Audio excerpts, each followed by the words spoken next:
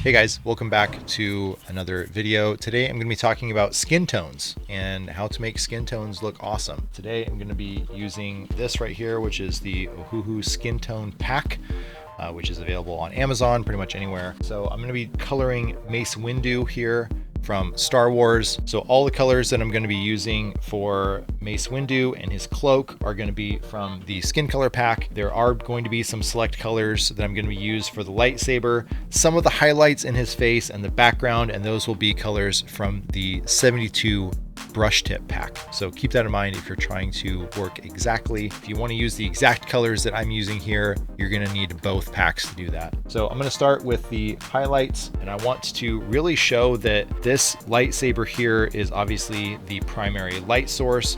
So I want to bring in some of the purplish colors from his lightsaber onto his face, and I'm going to be starting off with the R11 mauve shadow, and I'm just going to start working in some of this color here where I notice there's a lot of highlight. So light's coming this way, makes sense that a lot of these points here are going to have it, his head, his brow, and I'm just going to touch on a few spots that I think would really be affected by that light source. Something like this.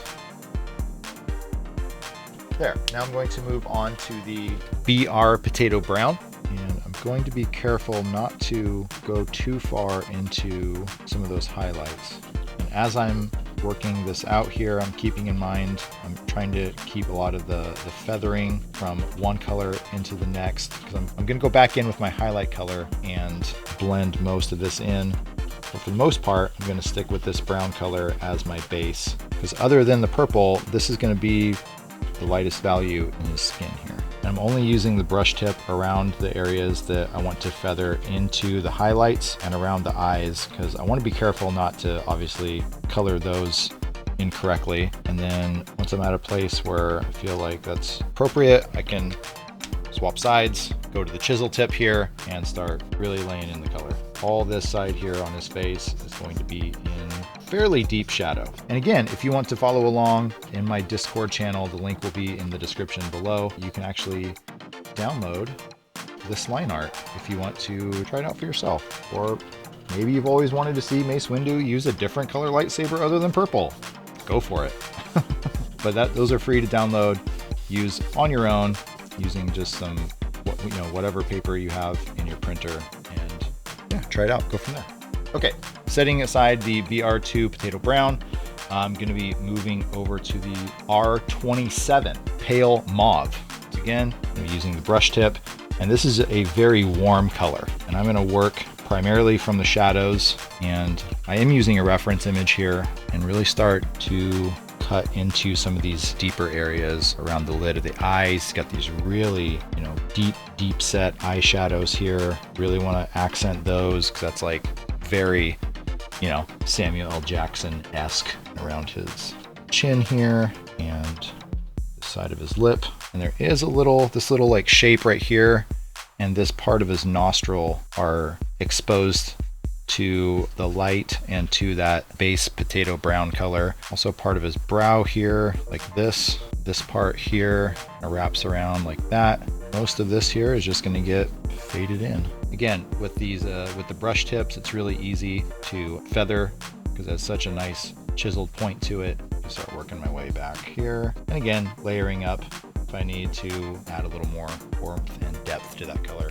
I'm going to swap back to my R11 Mauve Shadow and start trying to blend into the highlights here to kind of bring all this together. You could also use that colorless blender if you wanted a more like watercolor effect to get some nice blending as well, which I covered in my last video, how to make your art look like watercolor. But I really want that kind of cool, almost graphic novel looking look in this piece here. So I'm going to stick with just using these colors to blend in and avoid the colorless blender here. One thing I get asked quite a bit is how to make realistic lighting. And that's honestly just knowing what color of light, what your piece is working with. And so there's a few different lights happening here in the piece. One is backlight from the background. The other is obviously from this saber here. And so I'm going to be bringing some of this R11 color back into the saber here so there's a relationship between the light source and what is being lit. It all makes it seem like it's coming together in the end. Back to the VR2 potato brown. All about adding those layers, bringing all those pieces together, different colors and different shapes. Don't feel bad if you don't feel like it's coming together quite yet. It's still really early in the rendering process. And of course, we can always go back with a highlighting tool like the Posca pen or this little guy right here, the Sakura Jelly Roll, another excellent highlight tool. Those are just the tools I use. Feel free to use whatever works for you. But some of the artists that I follow that I'm a big fan of, guys like Todd Knock or Art of Eden, they use those a lot. I'll give those a shot. So I'm going to move on now to the first shade color, the R28 Colocasia Tonoimo, maybe? Sure, we'll go with that. Why not? So again, this is fairly dark. I'm gonna be using the chisel, the brush tip here. And again, just me personally, I work from light to dark. Maybe you feel more comfortable laying in more dark colors first, and that's totally okay. Depending on what your piece is, that might be the appropriate move. But for me, and in my experience using these markers, I find that it works a little bit better.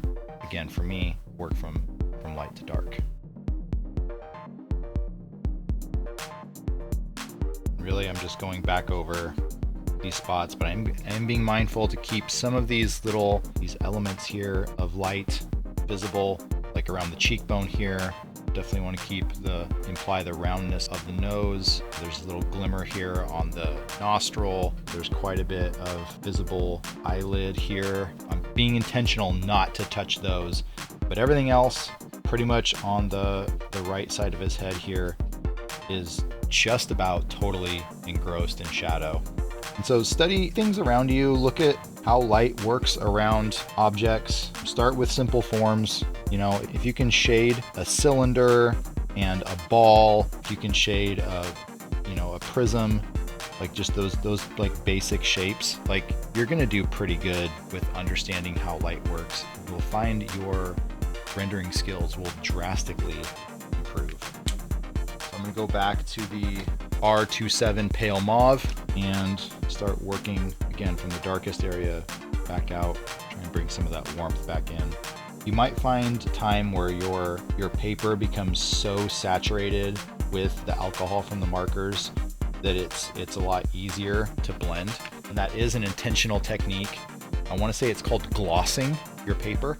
But again, depending on what paper you use, that process might happen sooner rather than later, depending on how much absorption your paper can handle. This is the darkest color I'm going to be using. This is the Y13. Again, this is probably going to be rather used sparingly because it is pretty dark.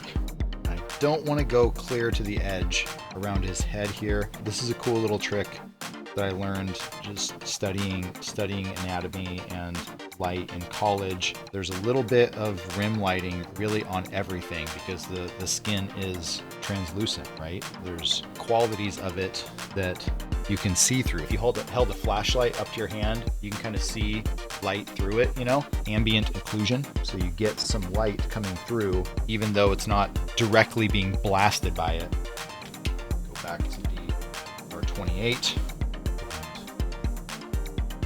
Dark to light here, work that in, go back to my potato brown here. There we go. Yeah, it's looking good. So obviously we're going to go back and touch some of the lights here in his eyes, makes him look kind of creepy looking with, not that Samuel Jackson doesn't already have a very intense stare, but like the stark whiteness of the eyes is like, it's too crazy. You actually don't see a lot of the light in the whites in a person's eyes, depending on where that light source is coming from. So that's a common mistake that I see sometimes. And again, depending on what the light is, probably when I'm going to throw a little bit of the R11 mauve shadow into the highlights here, just a little bit like that, and then bring it in on the side here like this. Because think about it, makes sense. That light is coming through. Might even use my colorless blender here because I want to blend into that white area. So I'm actually going to touch the white area first and then move into the shaded area And that's going to blend that together just about seamlessly. Again, touching on the white and then moving into the pigment. I'm almost kind of pushing that away like that. Might even just add a little bit more here. Follow that curvature, that natural curvature of the eye. Start getting a little more depth in that. It's looking a little more realistic. Cool. Now we're going to move on to the cloak. For the cloak, I've chosen YR6, which is this yellowish color here. It is called primary yellow. And I've textured the interior parts of this cloak here a little bit so it's easy to identify. That's another just really nice warm color that contrasts nicely with the light of his saber, contrasts nicely with the tone of his skin. And again, the majority of this is going to get colored with the Ohuhu skin tone pack here. Just going to outline like this, and just brush it in, just like that. And then the shade part will be the YR20, and it's called Morin. And starting with the shadow, working my way out. Again, I do have a reference image here, so I'm just going to keep checking on that, consulting that, making sure my values match up, working from dark to light. Actually, most of this is going to be in shadow if it's underneath here. And just go back and forth, back to the YR6, and layer over that to blend it together, like so. And for the exterior of the cloak, I'm going to start with the YR9, which is the yellow ochre. And for this large section here, I think I'm just going to outline it. So I want to make sure I'm being careful with my borders, like so. And then I can swap over to that big fat chisel tip here, start laying it in. It's so nice when you want to cover a lot of space to have that chisel tip ability to transition there. I'm just going to load that in with pigment, make sure there isn't a whole lot of streaking happening. There we go. And then same with here, but I want to be really careful. I want to be mindful about this saber here. I don't want to intrude on that glow that's coming from it because it's going to be just like a big focal point of this image. I don't want to get in the way of that. And this is a fairly dark color. It can dominate form pretty quickly. So what I'm going to do is I'm actually going to leave a lot of the space. I'm probably not even going to come in too much here, but I want to make sure I feather toward the saber intentionally here. And I want to give myself some room. So I'm just going to do this for that side, and I'm just going to leave that be. I'm still not quite sure how I'm going to figure that out. I'm going to get there. But we'll conquer it together. There we go. So again, once I got that done, swap over to the chisel and just get the rest of this blocked in, filled with pigment, so we can start moving forward on this. So there we go. And then the other color for the cloak that I chose is the YR10, the Brune, B-R-U-N. And I'm going to be just going back and forth between the YR9 and the YR10 here just to blend, work in. But I want to keep this kind of highlight on the tops of the ridges of his cloak. Kind of makes a little shadow right here, like this, inside, and work toward this. Again, light's coming this way, so it makes sense that more of the darker areas are going to be predominantly on the right side of the image. Something along these lines. And I'll go back to the YR9, and again, blending from dark to light. Paper is very, very glossy now and is blending just beautifully. This is looking nice. And again, if you find yourself in a place you're like, oh man, I covered up a part that I didn't mean to or whatever, it's all good.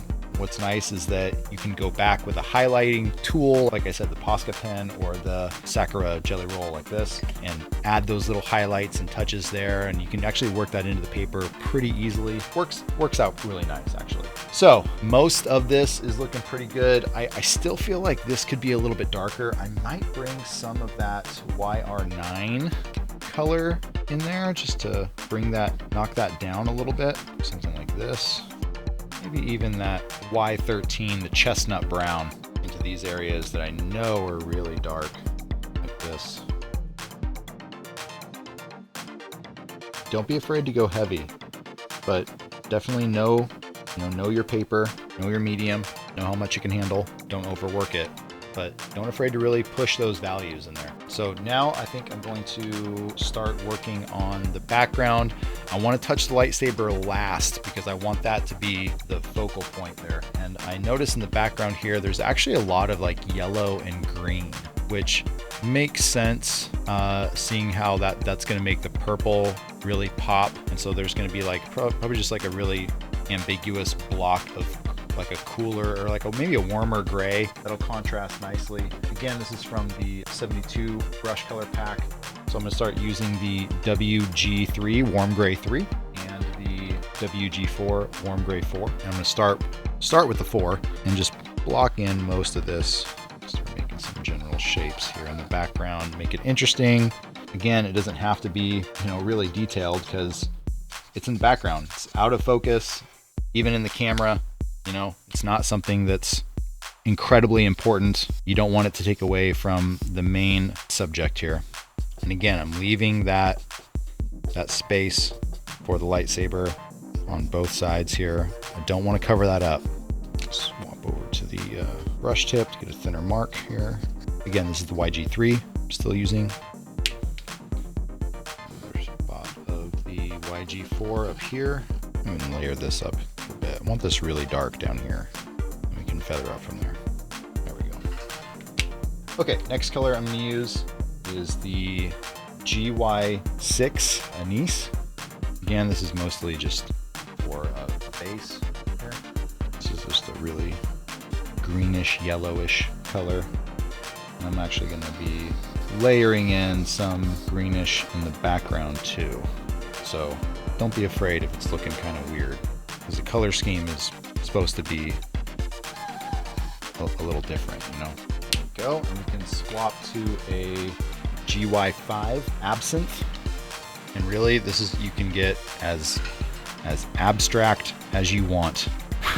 I'm going to be pretty light with my details back here because, again, I don't want to take up too much of the viewer's attention. I just want to imply that there are other things back here, but I don't want to overpower this foreground. Keep your composition in mind.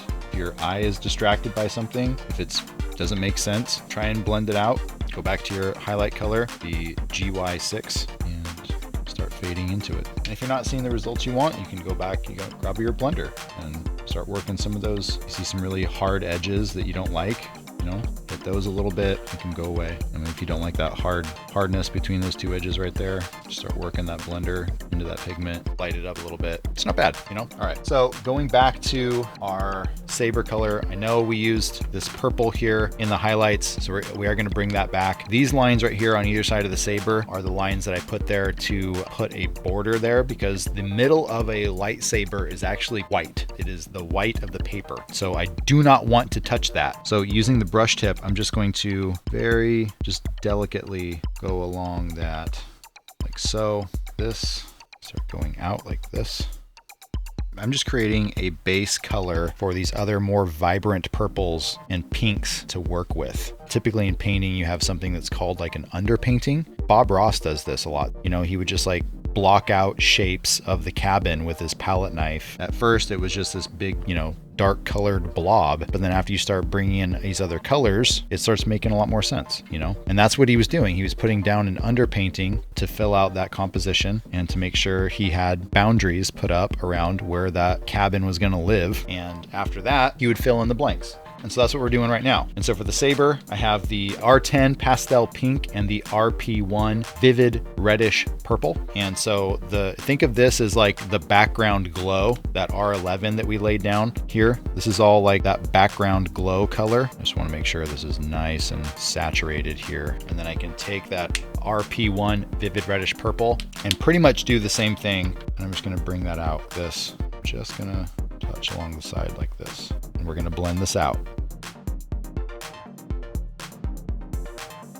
I'm being careful not to overtake too much of that mauve shadow color, that R11. Because again, that's what's being reflected in the skin here. You want to keep that relationship between the light source and the subject.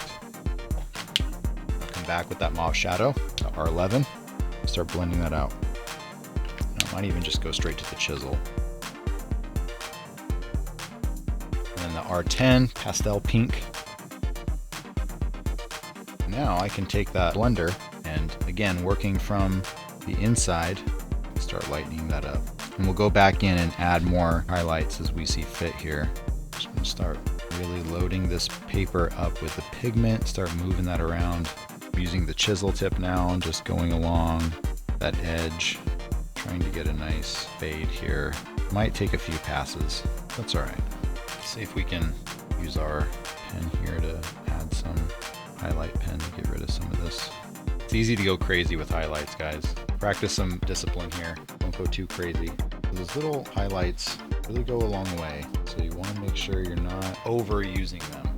Little highlights in the background, speckles here. So I'm going to use this big Posca pen. I'm going to call this one done.